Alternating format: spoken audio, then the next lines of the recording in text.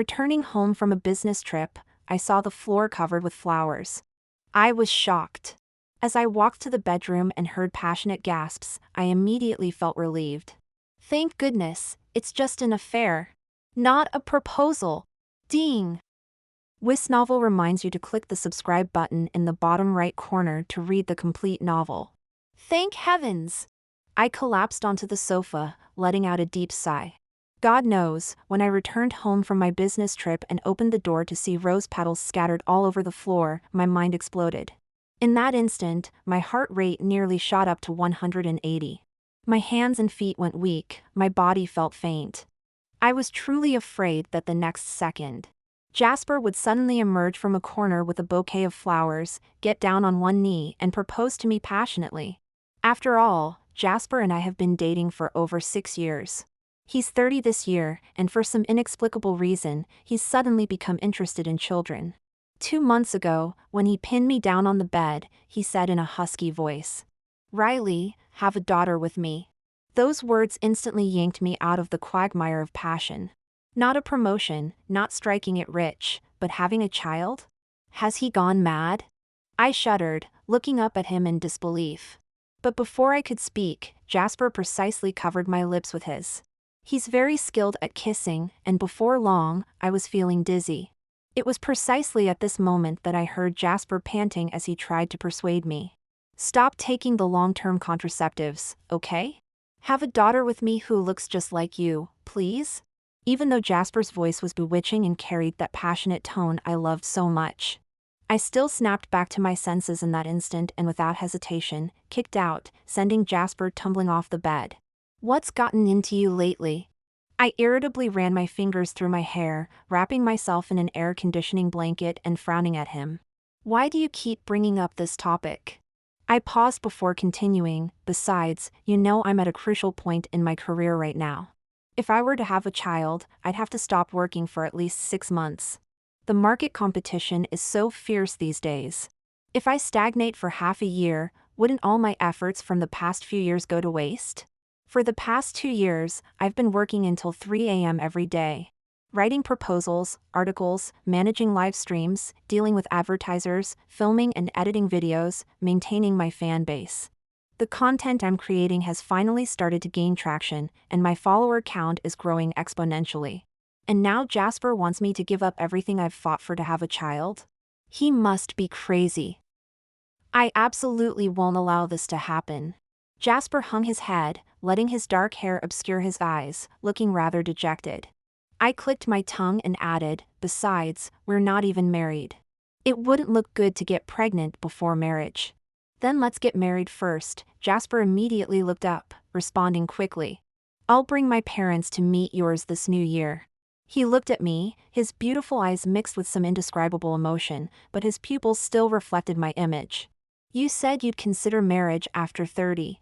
Riley, you'll be 30 next year." My breath caught, and I slowly fell silent. Jasper and I were university sweethearts. After graduation, I received an offer from a cosmetics company in London. He, on the other hand, got a job at a Fortune 500 tech company in Manchester. Jasper wanted me to go with him to Manchester. His reason was, I don't want a long-distance relationship. But I didn't want to give up this hard-earned opportunity either. So we reached an impasse, arguing until we were both fuming. He couldn't convince me, and I couldn't convince him. In the end, I coldly snapped, "Why don't we just break up then?" I was attracted to Jasper's looks, but I wouldn't give up my career for him. Jasper's face turned as black as coal, breathing heavily in anger.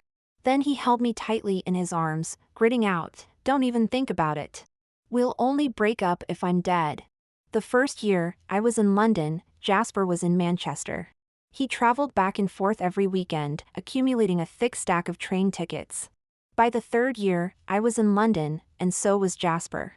I left the cosmetics company and started working as a social media influencer. He quit his job, brought his savings to London to start up, and founded a game studio. That year, my followers surpassed 1 million. His studio's game unexpectedly became a hit, earning quite a bit of money. That year, Jasper was on top of the world. He bought me a diamond ring and eagerly proposed. I remember avoiding his ring, awkwardly saying, "There's no rush. I don't want to get married so early. Let's talk about marriage after we're 30.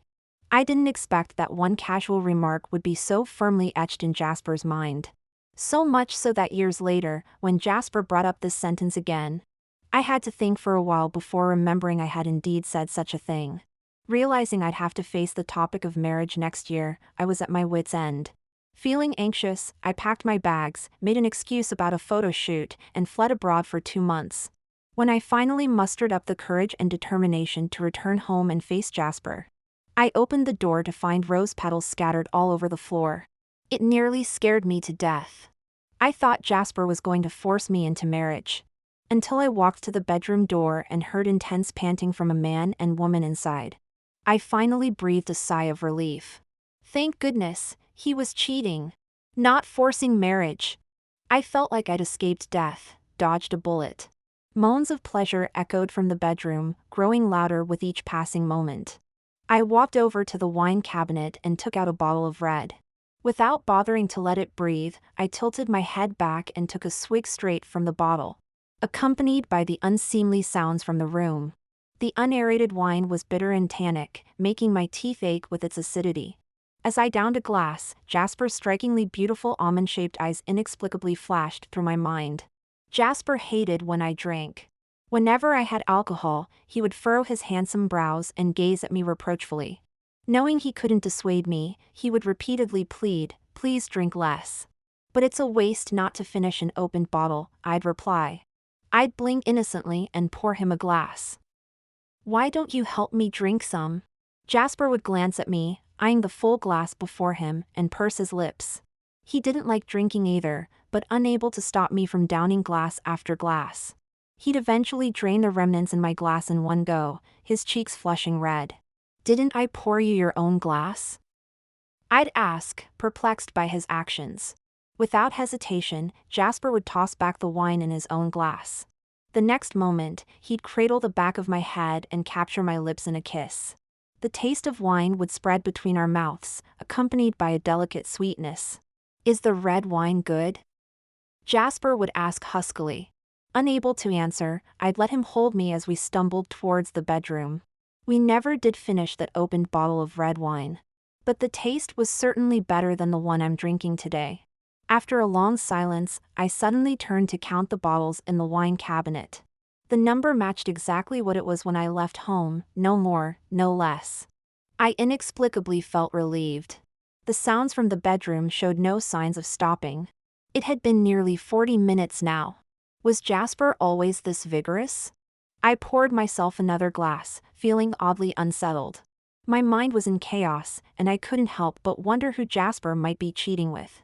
Was it that bright-eyed receptionist at his company who was always trying to get close to him? Or the girl from the gym who insisted on adding him on WhatsApp a while back? Or perhaps the female fruit vendor downstairs who always gave him extra fruit? The more I thought, the more my head ached. I shook it vigorously to banish these jumbled thoughts. What's the point of all this speculation? I couldn't help but mock myself. Things have already come to this, there's no use thinking about it anymore. I could only wait for the people in the room to finish their battle before confronting Jasper.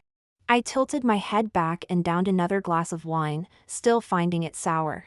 This wine really is hard to drink. I've imagined breaking up with Jasper many times. I once thought our most likely scenario would be an amicable split.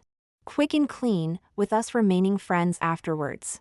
I just never expected we'd be together for 6 years.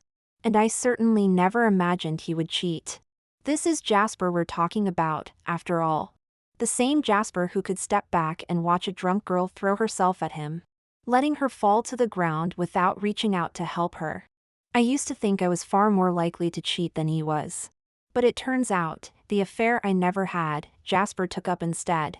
I poured myself another glass of wine, feeling increasingly agitated. "You'd better finish up quickly." "I don't want to see anything revolting," I muttered. I gritted my teeth and cursed, "Bloody man." But my insults were useless. The sounds from the bedroom only grew louder. I started to wonder if they were pressed right up against the wall. How else could it be so loud? Utterly fed up, I gave up on pouring and started drinking straight from the bottle. When I drained the red wine, I glanced at the time on my phone and finally noticed something odd. It had been over 2 hours, and the noises from the bedroom hadn't stopped once. Not even a single pause? How was that possible? My breath caught as I suddenly stood up, hit by a wave of dizziness. By the time I reached the bedroom door, the intertwined moans of a man and woman were still audible, sickeningly sweet. I hesitated for a long moment before closing my eyes and gripping the doorknob, pushing open the bedroom door. I strode in, following the trail of rose petals. The next second, I met Jasper's deathly still gaze. He sat on the edge of the bed in a white shirt, his eyes downcast as he let out a mirthless chuckle. The audio playing on his phone abruptly cut off. The entire room plunged into silence. It was so quiet I could even hear Jasper's barely perceptible breathing. My body froze in place. After a long moment, I heard Jasper sigh. He ran a hand through his hair, pushing it back to reveal his handsome forehead and those bloodshot eyes. "Riley," he said to me in a hoarse voice, "get over here." When I saw Jasper's eyes, still visibly red even in the darkness, the first thought that popped into my head was run. Run fast. If I didn't run, I'd surely be done for. My body reacted before my brain could, and I had just taken 2 steps back. In the next second, a brute force yanked me to the side. My body crashed uncontrollably into the wall, but the back of my head landed in Jasper's soft palm. My mind was still in a daze, and I instinctively tried to escape, only to realize I was already trapped in Jasper's embrace with nowhere to go. "Why are you running?" Jasper's voice carried a hint of mockery. "Are you afraid I'll eat you up?" He gripped my chin, forcefully tilting my head up, compelling me to look directly into his eyes. "You, Riley, who fears nothing in the world, what's with this expression now? Who are you trying to fool?" Jasper wore a half-smile, and though he was whispering close to my ear, I could still detect a sense of gritted teeth in his tone. I coughed once, forcibly suppressing the panic in my heart. "Calm down, Jasper, please calm down." "I am calm," Jasper said, his face unchanging, terrifyingly expressionless. The more he insisted he was calm, the more my heart pounded. Jasper was the king of saying one thing and meaning another. When he said he wasn't jealous, he definitely was. If he said he was very calm, it surely meant he was furious to the point of madness. "I'm sorry," I said, steeling myself and lowering my voice in an attempt to get away with a bit of coquetry. "Jasper, please don't be angry. It's all my fault. You can scold me, hit me, I'll accept it. Anything but looking at me with that expressionless face. It's truly frightening." After I finished speaking, I stole a glance at Jasper's face. Seeing he was still wearing a cold expression, I couldn't help but swallow hard. I tugged at the hem of his shirt, gently swaying it as I said softly, "I really know I was wrong." Jasper silently watched my little actions, not reacting for a long while. I was just considering whether I should stand on tiptoe to give him a kiss to make him feel better. But suddenly, I heard Jasper ask in a very soft voice, "What exactly did you do wrong? Is he giving me a chance to apologize?"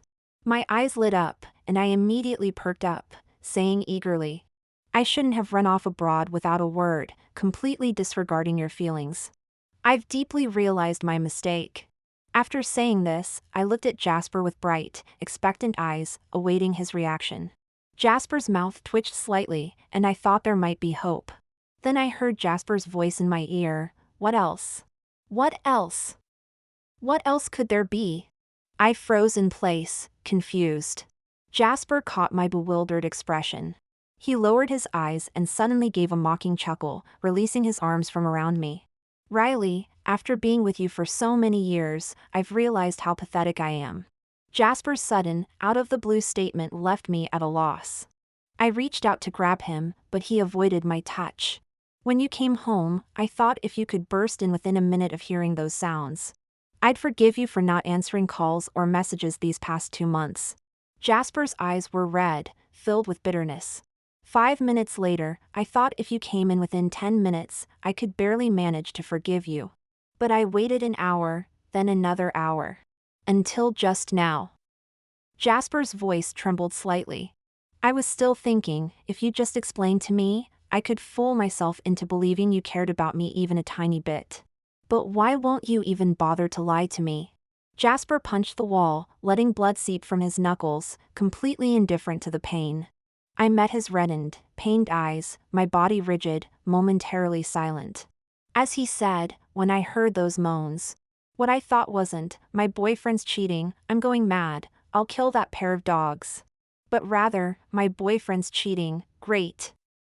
I don't have to marry him." Jasper was right, so I had no defense.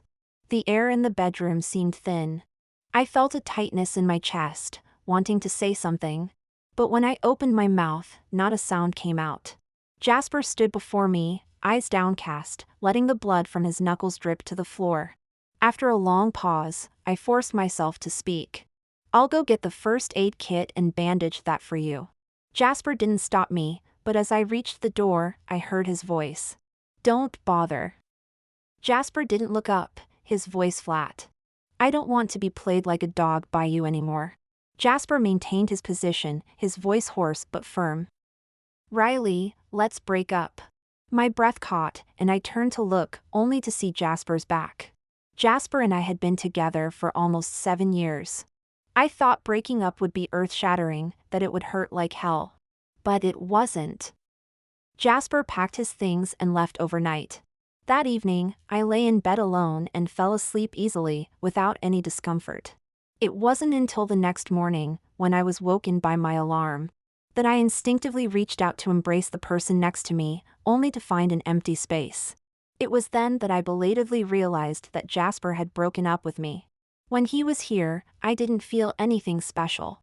But with Jasper gone, the house felt strangely empty, devoid of life. I sat motionless on the sofa, poured myself a cup of hot water, and took a slow sip. I didn't know what to do. As soon as I opened my phone, messages from friends flooded in. "Oh my God, you and Jasper broke up? Were you caught cheating? That can't be right. Given how much Jasper loved you. Even if you cheated, he'd forgive you if you just shed a tear. What on earth did you do to make Jasper break up with you?" Messages scrolled by rapidly. At a glance, I saw at least 7 people asking if Jasper had caught me cheating. I felt a bit embarrassed and typed furiously, "No, is that really how you see me? Never mind the details, I'm just curious why you broke up." I remained silent for a long time, wanting to say that Jasper and I had been through a lot recently. I wanted to talk about his probing last night, his loss of control.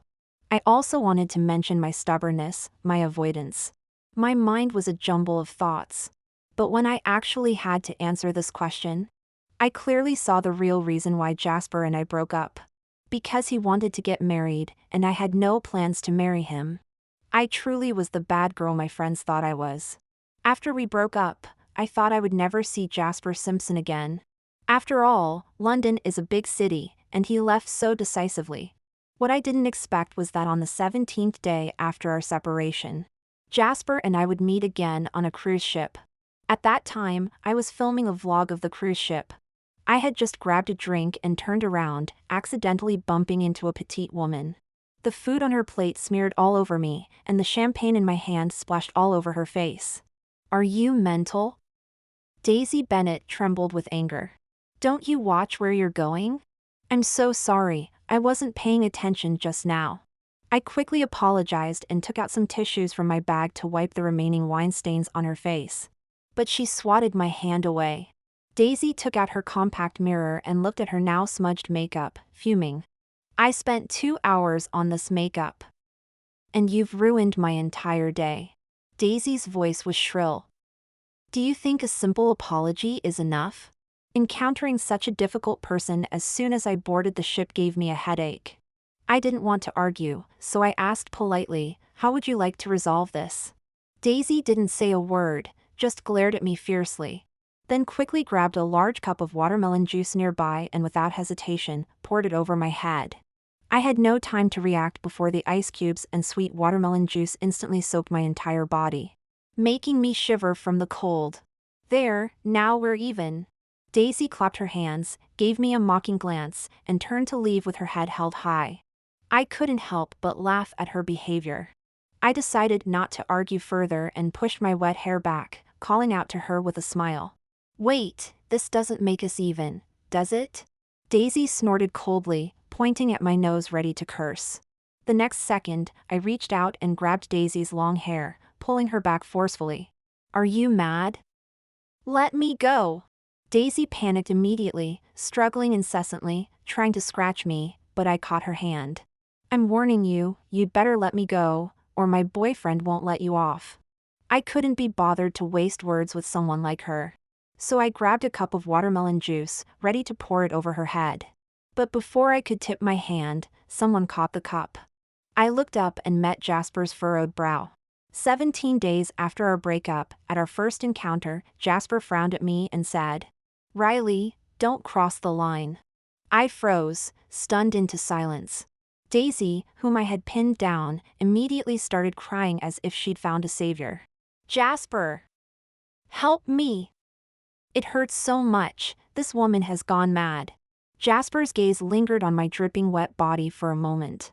He pressed his lips together before saying, "If there's something to discuss, do it properly. Let her go first. Don't make this a bigger scene, it won't be good for you either." Jasper held my arm, gesturing for me to look at the crowd of onlookers gathering around us. People had already started recording videos with their phones. I knew clearly that letting go of the watermelon juice in my hand and stopping the tussle with Daisy was the best choice at this moment. But the moment I saw Jasper, an inexplicable anger began to bubble up inside me. Especially when I realized Jasper was trying to pry my hands away to let Daisy escape. This anger reached its peak. "Let her go," Jasper's voice came again, with a hint of firmness. "Stop making a scene." I looked up at Jasper in disbelief, a strange bitterness welling up inside me. He knew nothing, yet why was he assuming it was my fault? Was I the one making a scene? Was I the one who poured watermelon juice all over her first? I glanced at my own clothes, still dripping with bright red watermelon juice, trembling with anger. Yet Jasper, with a stern face, reached out to take the watermelon juice I hadn't yet thrown, which I dodged. I couldn't hold back anymore. Gritting my teeth, I threw all the watermelon juice in my hand onto him. "Jasper Simpson, if you want to take care of her, then you can take this for her. I'm not the kind of person who gets bullied and swallows it down without a fight. If Jasper wanted to protect this woman, then he could bear the brunt of my anger. It's only fair." Jasper was caught off guard as I drenched him, his lips parting as if he wanted to say something. I didn't bother to listen, pushing through the crowd and striding away. Today has been an absolute disaster.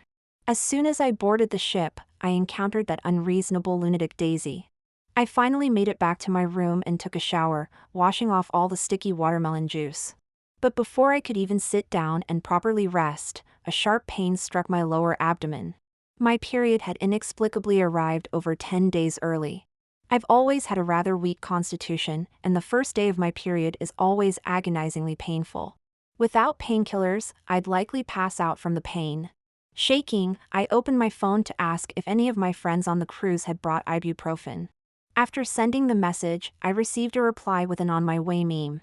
Relieved to get a response, I lay back down on the bed clutching my stomach, breaking out in a cold sweat from the pain.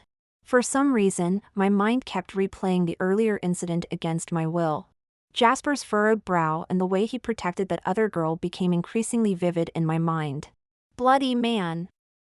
I thought angrily, pounding my fist on the bed. When we were together before, he acted so devoted, constantly professing his love and saying I was the only one for him. And now? Not even 17 days after our breakup, he's found a new girlfriend. He had the audacity to stand next to another girl and blame me without even knowing the full story. I felt an inexplicable sense of hurt. But I knew I shouldn't feel hurt. Jasper and I had broken up. Who he chooses to date or protect is none of my business now. I curled up in the corner, burying my face in the pillow, trying to push all the jumbled thoughts out of my mind. Just then, there was a sudden knock at the door. My savior is finally here.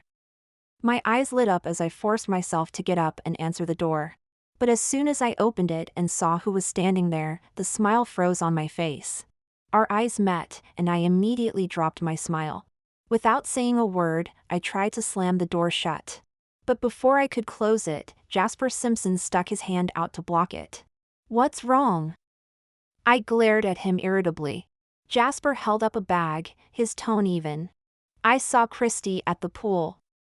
She asked me to bring this to you." I bit my lip and reached out to take the bag from him. But after tugging on it several times, Jasper showed no signs of letting go. I looked up at him in annoyance. "Are you going to give me the bag or not?" What was the point of this standoff in the doorway? Jasper's gaze lingered on my pale lips for a moment before he furrowed his brow and asked, "Are you hurt?" I meant to say no, but what came out instead was, "None of your bloody business." I snatched the bag away from him and moved to shut him out.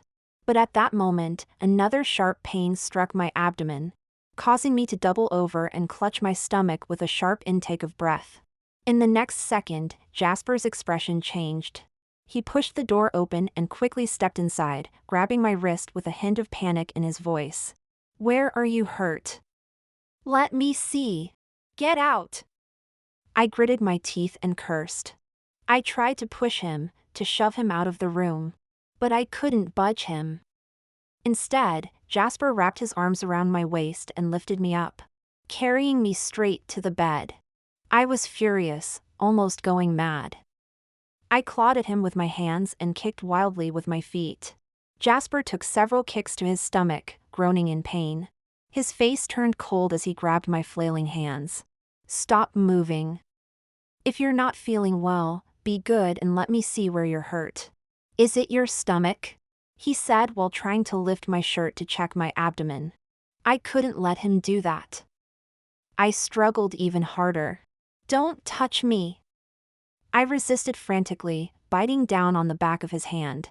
3 minutes later, I was lying on the bed with my hands and feet tied up with towels by Jasper. He hadn't tied them very tight. I could easily break free if I tried. But even if I did, it wouldn't make any difference. Jasper was stubborn. He wouldn't leave without getting an answer. Realizing this, I stopped struggling and let Jasper's fingers gently touch my abdomen. "You're not injured?" Jasper examined me up and down, frowning in confusion. "Then why do you look so unwell?"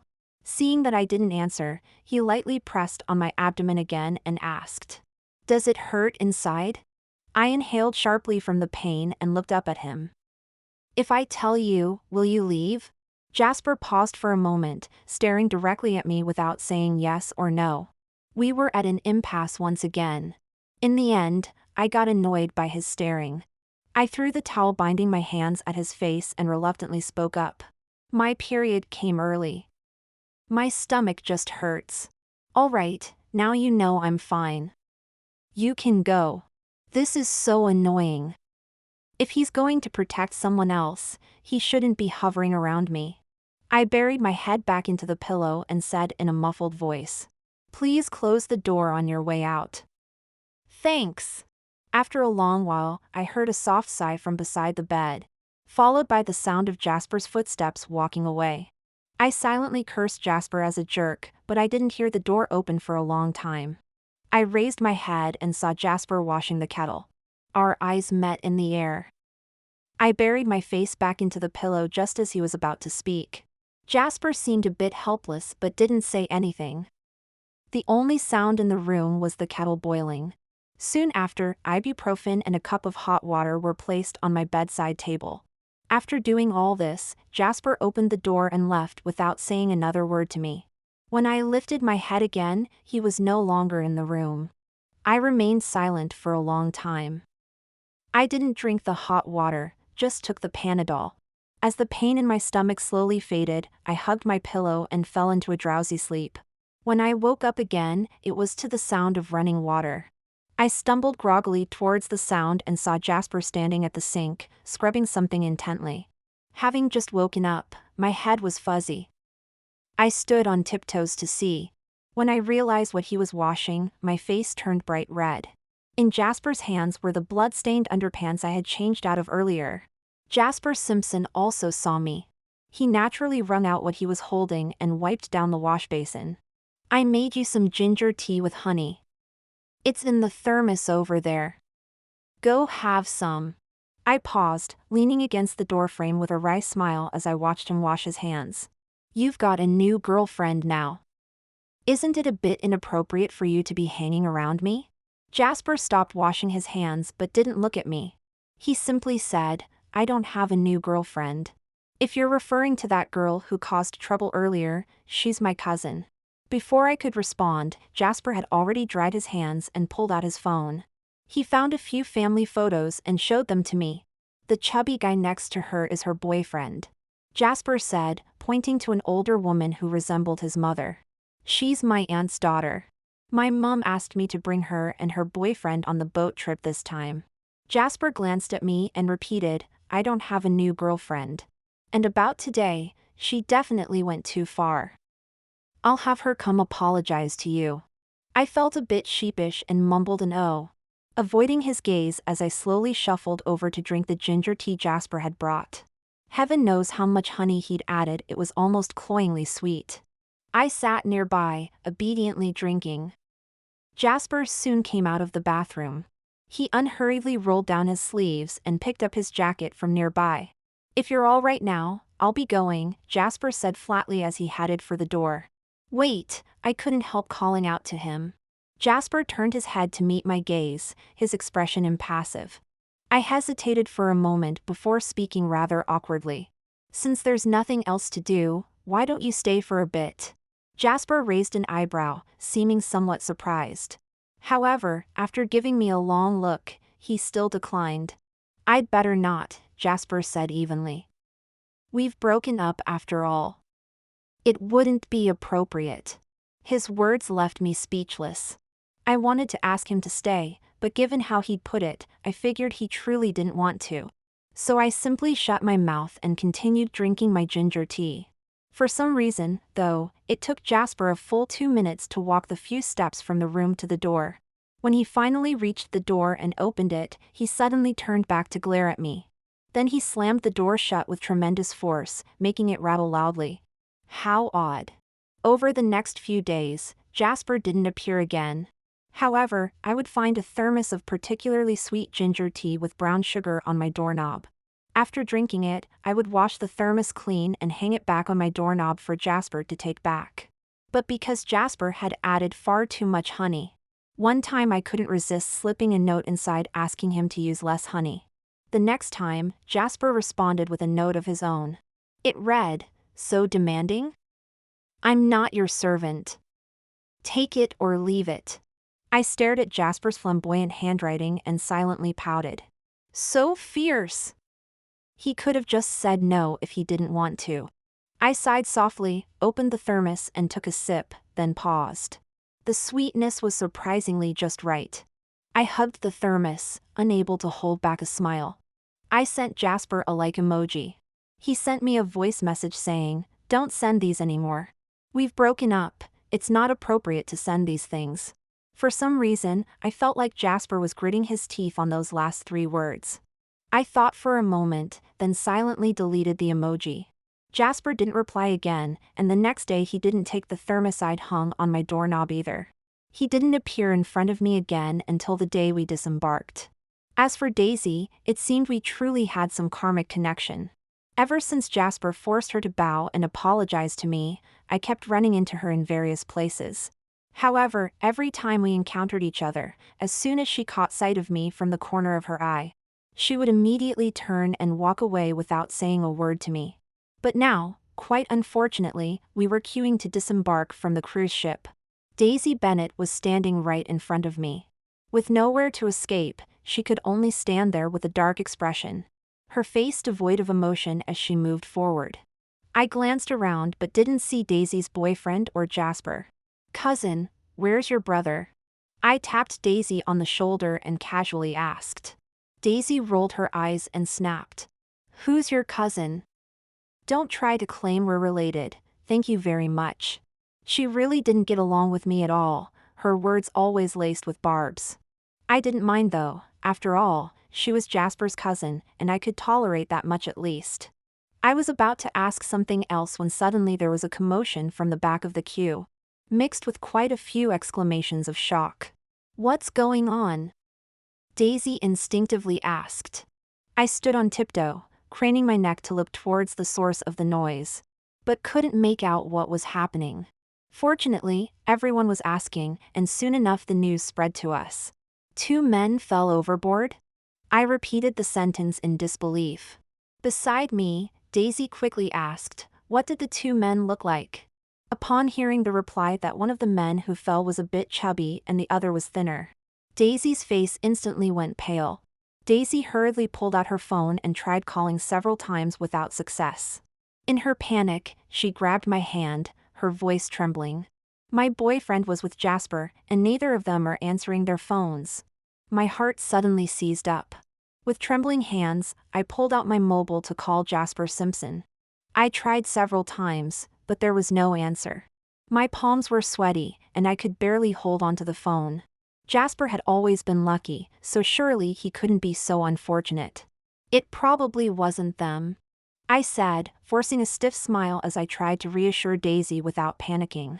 But Daisy was already on the verge of tears. Then why aren't they answering their phones? She cried. I've called over a dozen times. They must have heard it. Don't worry, I said, pressing my lips together as I tried to calm her. It might not be them. I'll go and check what's happening. Daisy nodded, her eyes red. I took a deep breath, trying to suppress my own panic, and turned to run quickly towards the back. As I ran, my mind couldn't help but imagine Jasper falling off the cruise ship. My heart was racing uncontrollably.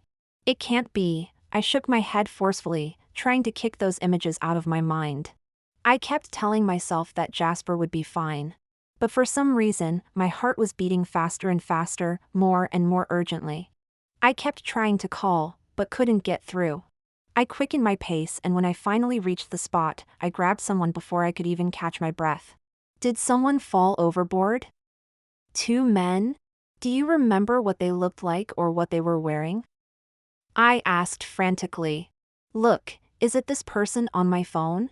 I showed my phone around, but most people hadn't seen clearly. When a couple of people said the person on my phone looked somewhat familiar, I was so scared that tears nearly fell. My legs went weak, my hands shaky, and my head throbbing with pain. If there weren't so many people around, I probably would have collapsed right there on the ground. Then I heard people saying that the 2 who fell overboard had apparently been pulled out already.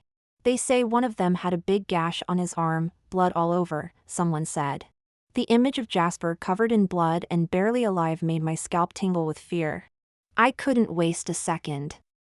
I asked for directions and ran as fast as I could. Jasper, please be all right.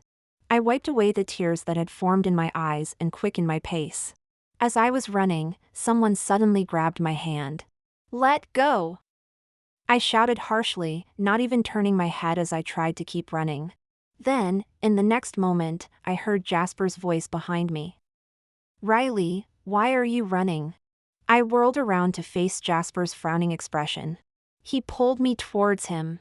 Why are you running so fast? What if you fell? He asked. Where were you going?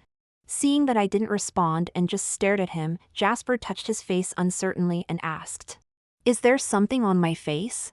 I moved closer and hugged his waist tightly. Thank goodness he was all right and unharmed. Jasper's body suddenly stiffened, but after a long pause, he didn't push me away. I stood on my tiptoes and bit his chin hard. Ouch! Jasper exclaimed softly, pulling me closer into his embrace without struggling. His voice was husky as he said, Can't this wait until we get back? There was now a very red, deep bite mark on Jasper's chin. But not only was he not angry, he held me tightly and spoke with a hint of fond exasperation. Riley, why do you like to be so clingy? Daisy's boyfriend, who had been standing nearby watching the whole scene, stared with wide eyes in disbelief. Jasper moved back in a month after we broke up. It was my suggestion. At that time, after disembarking from the cruise ship, I was overwhelmed with mixed emotions of joy and sorrow. The emotional roller coaster had drained me, and I fell asleep as soon as I got in the car. Jasper drove me home, and as he was about to leave, I grabbed his pinky finger.